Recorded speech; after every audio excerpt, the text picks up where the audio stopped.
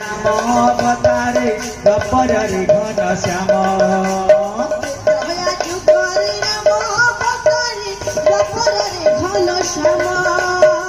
दया जुगरे राम अवतारे द्वापर रे घन श्याम